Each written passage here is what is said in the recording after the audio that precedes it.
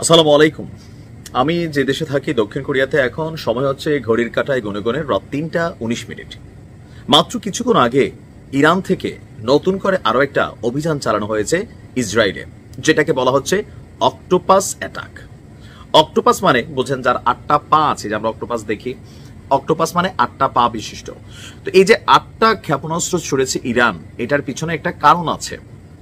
প্রথম, দ্বিতীয়, তৃতীয়, চতুর্থ দিনে এসে ক্ষেপণাস্ত্র হামলার পরিমাণ কমেছে, বাট এই যে ৮টা ক্ষেপণাস্ত্র ছাড়ছে ইরান বলছে যে ৮টি বিশেষ বিশেষ ক্ষেপণাস্ত্র ছোড়া হয়েছে ইসরায়েলের দিকে।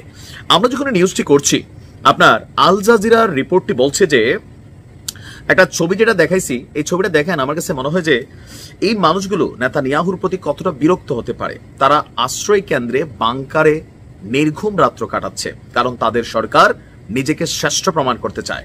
আর এই দৃশ্য বিবিসি থেকে শুরু করে রয়টার্স সারা পৃথিবী দেখছে যে দেখো ইরানের কারণে ইসরায়েলের সাধারণ মানুষদের ভাই কি অবস্থা। আপনি বুঝতে পারছেন এই ছবিগুলা কেন প্রকাশ করা হচ্ছে? যাই হোক, ইরানের সরকারি বার্তা সংস্থা IRNA বলছে চলমান সংঘাতের সর্বশেষ পর্যায়ে আজকের সর্বশেষ অভিযানে ইরানি বাহিনী ইসরায়েলের দিকে ৮টি ক্ষেপণাস্ত্র নিক্ষেপ করেছে। প্রতিবেদনে বলা হয়েছে যে এই ক্ষেপণাস্ত্র হামলাগুলো ইসরায়েলের উত্তর এবং মধ্যাঞ্চলকে লক্ষ্য করে চালানো হয়েছে।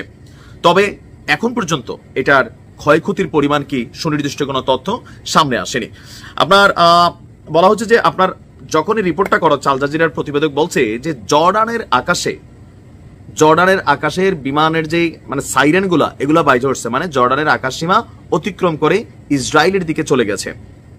এখন ইসরায়েলে যাওয়ার পরে ইসরায়েলি সেনাবাহিনী বলছে যে নতুন করে ইরান থেকে যে ক্ষেপণাস্ত্রগুলো ছোড়া হয়েছে সেগুলোকে তারা প্রতিহত করেছে। তবে ইরান দাবি করছে প্রতিহত করেনি, নির্দিষ্ট লক্ষ্যে এরা পৌঁছেছে। এখন কি একটা বিশেষ ক্ষেপণাস্ত্র? এই যুদ্ধের মধ্যে ইরান এতদিন যাবত তাদের যে মেশিনারিজ গুলো তৈরি করেছিল, সেই মেশিনারিজ গুলোর একটা টেস্ট প্রোগ্রামও কিন্তু চালিয়ে যাচ্ছে যে কোনটা দিয়া আসলে বেশি সফলতা পাওয়া যাচ্ছে। আপনি দেখছেন শাহেদ 107 আত্মঘাতী ড্রোন, তারপর হচ্ছে যে কি জানি ওই দিন দিয়েছিলাম বশির আজিজ, আমি নামটা ভুলে গেছি। তো এরকম বিভিন্ন ভার্সন ক্ষেপণাস্ত্র তৈরি করা আছে ইরানের কাছে। সেই ক্ষেপণাস্ত্রগুলিরই ৮টা প্রযুক্তির ৮টা ক্ষেপণাস্ত্রকে একত্রিত করে ছোড়া হয়েছে ইসরায়েলে, যেটা গিয়ে আঘাত আনবে। সম্ভবত ওই ক্ষেপণাস্ত্রটাই আগামী দিনে ইসরায়েলের বিরুদ্ধে সর্বোত্তম ব্যবহারের সিদ্ধান্ত নিতে পারে, কারণ স্টকে আছে কোনটা কোন কাজে লাগে। অপরদিকে ইরানের এই হামলার খবরে পুরো তেল আবিব রাজধানী সহ আশেপাশের অঞ্চলগুলোতে, উত্তরাঞ্চল এবং মধ্যাঞ্চলেও বিমানের যে সাইরেন মানে আপনার যে আকাশ প্রতিরক্ষা সিস্টেমের বা বিমান হামলা হলে একটা সাইরেন বাজায় কু এরকম টাইপের, ওইটা বেজে উঠেছে। এবং কি আমি যে ছবিটা মাঝখানে দেখাইলাম যে গভীর রাতে মানুষ ঘরবাড়ি ছেড়ে পালিয়ে আপনার আশ্রয় কেন্দ্রগুলোতে অবস্থান করছে। তবে এই খবরগুলোতে আমাদের খুশি হওয়ার কারণ নাই। কেন নাই? ওই যে সারা পৃথিবীর এই ছবিগুলো একটা মেসেজ ক্রিয়েট করে।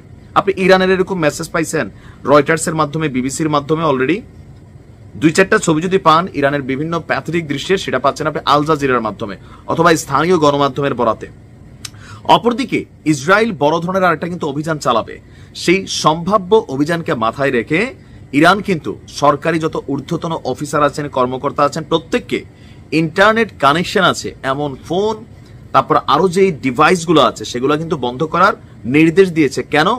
প্রযুক্তিকে ব্যবহার করেই ইসরায়েল কিন্তু ইরানের সর্বোচ্চ মানুষগুলো কোথায় আছে সেটা কিন্তু ট্রেস করছে। কারণ আমেরিকা, আরো যে দেশগুলো, আর ইসরায়েল তো নিজেই প্রযুক্তির বাবা, তো তারা কিন্তু আইডেন্টিফাই করে ফেলতে পারতেছে যে কোথায় আপনি আছেন, আপনার সর্বশেষ অবস্থান কোথায়। আর দেশের ভেতরে তো মির্জাফররা আছেই।